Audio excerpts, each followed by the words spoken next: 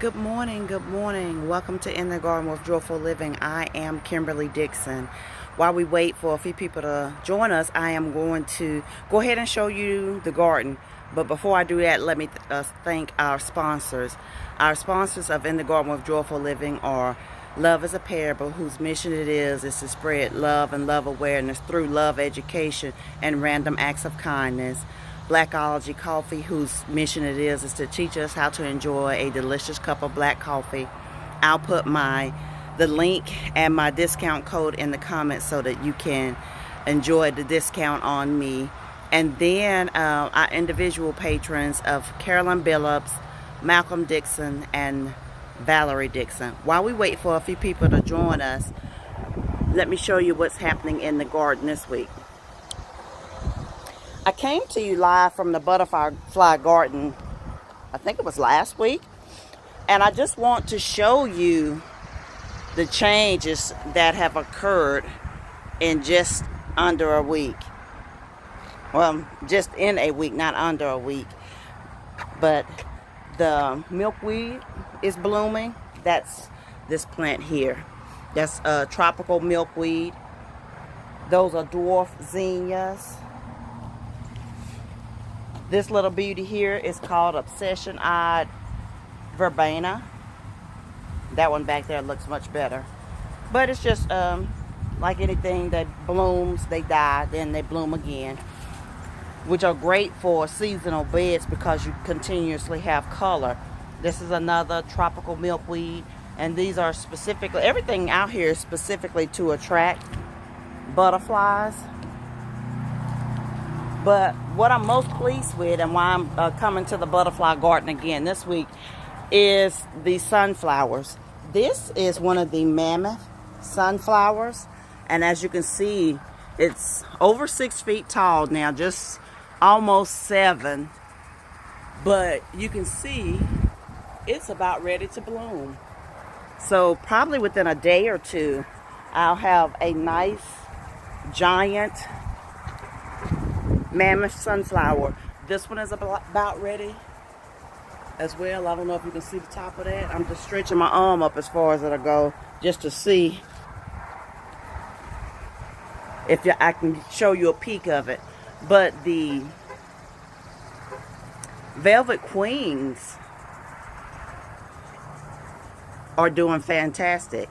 It started out with that single one there, but as you can see, it's got blossoms all over it now, and several of the other ones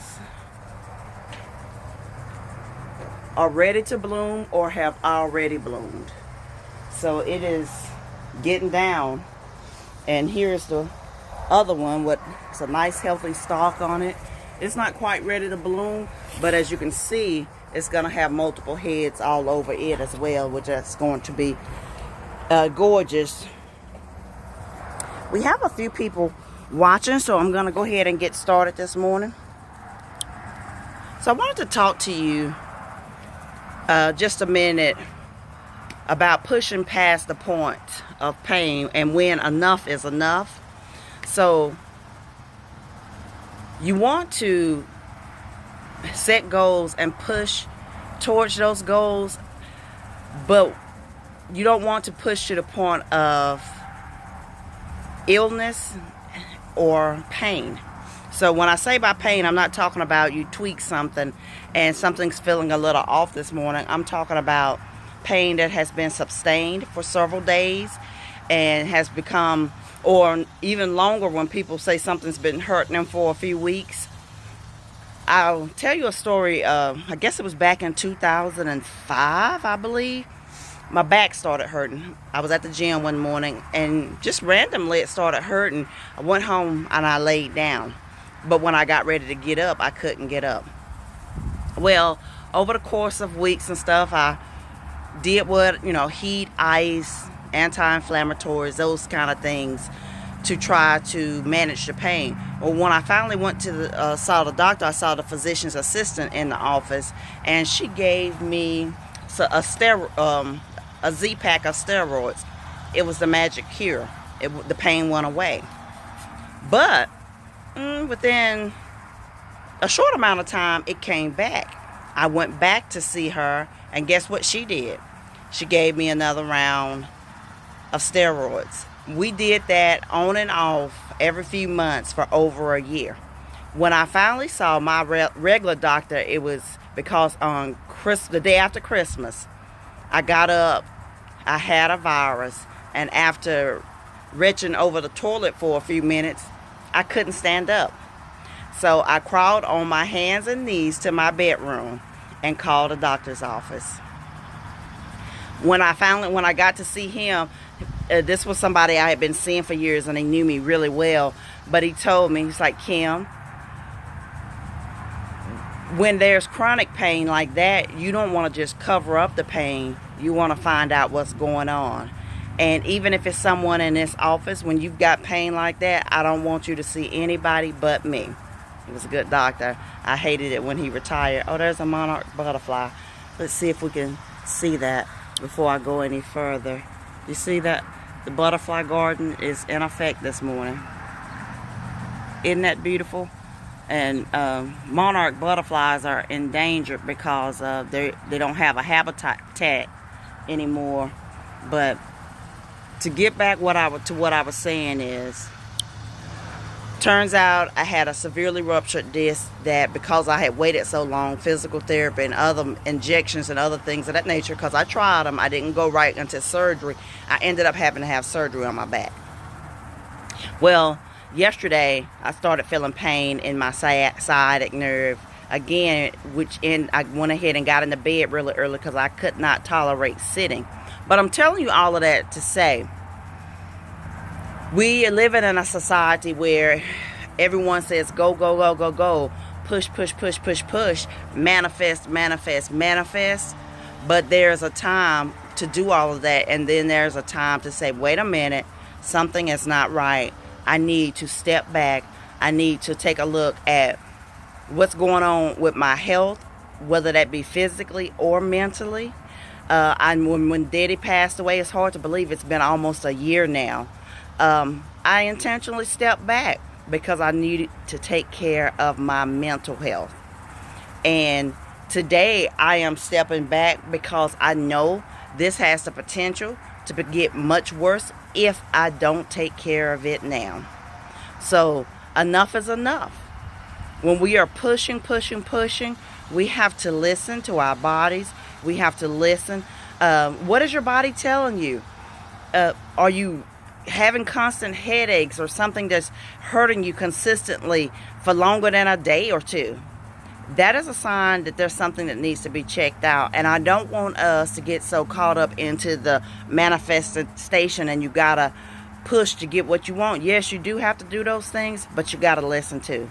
You gotta constantly be aware of what's going on with you physically and mentally, so that you can manifest your goals, your dreams, and your desires. Because otherwise, you end up broken down, sick, and you get sidelined for months. Where if you had paid attention to it from the beginning, it was another butterfly. I'm sorry, I get preoccupied easily.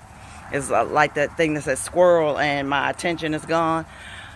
But if we don't take care of our bodies, this is the only body that we have. We don't get another one, and we're not like some reptiles that if you chop the tail off, it'll grow back. If you chop our hand off, it is not growing back. And when we are feeling burned out, broken down, and just in pain, it's time to take a step back.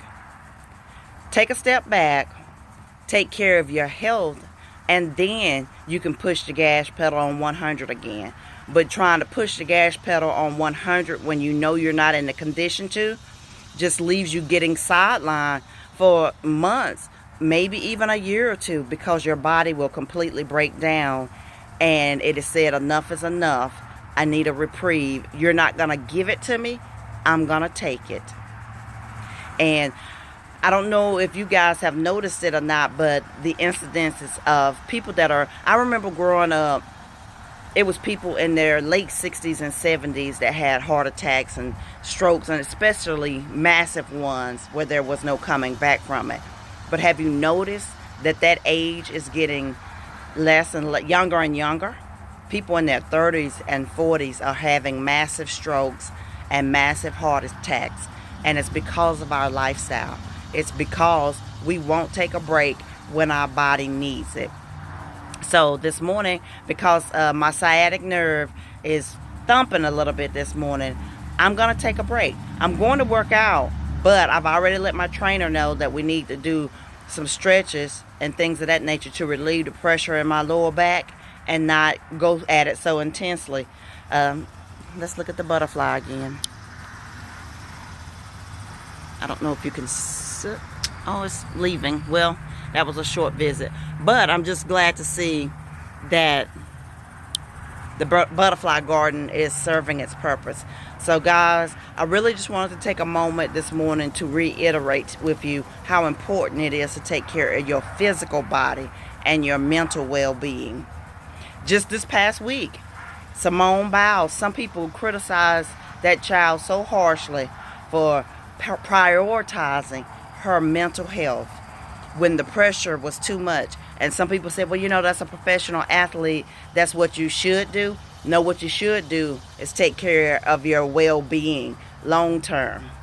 And that's what she did by choosing to step out of the withdraw. That's the word I'm looking for. Withdraw from the individual and from the all-around events. She took care of her mental well-being, and that is something that we need to learn how to do for ourselves so that we don't have a nervous breakdown. So that there are so many athletes that are retired that have come out to commend what she has done because of the damage pushing through did to their bodies and to their mind when they should have stopped. So this morning, all I'm telling you is listen to your body. Listen to your mind when you've been under the undue stress and you need to take a good morning, Angel. When you need to take a step back to take care of your mental well-being, do it. When you need to take a step back for your physical well-being, do it. I'm going to take a step back. So, and sometimes that might mean you won't be able to attend an event, or you may not be able to do what you had planned to do. But I'd rather be able to be walking in 5 years than to go to an event this afternoon. That's all I'm saying. So guys, thank you for watching In the Garden with Joyful Living. I hope you enjoyed getting a glimpse of the butterflies fluttering around this morning. It was 2 different ones and they're gone now. But thank you for watching. I truly love you all, and my greatest desire is for you to live joyfully and that you will make yourself a priority, that you will choose to take care of your physical well-being and your mental well-being, because stress is a killer. And I want us to all live long, healthy, happy lifestyles where we can enjoy our children, our grandchildren, and our grandchildren's children.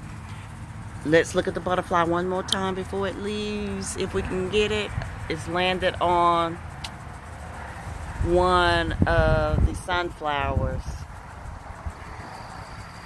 but it's the nicest view when there's several of them out here fluttering around. And I created this habitat specifically for them because if you can see on the sunflowers behind me, they have some caterpillar damage, and ordinarily a gardener would spray to get rid of them, but I don't want to do that because a caterpillar is part of the life cycle of a butterfly. And if I kill the caterpillar, I can't say that word, y'all, I'm so sorry. If I kill them, then I won't get butterflies. So this is all by design. Live your life by design, not by happenstance. And when things come up that require that you step back, make yourself a priority, and continue to live joyfully. I will talk to you soon. Bye-bye. Love you.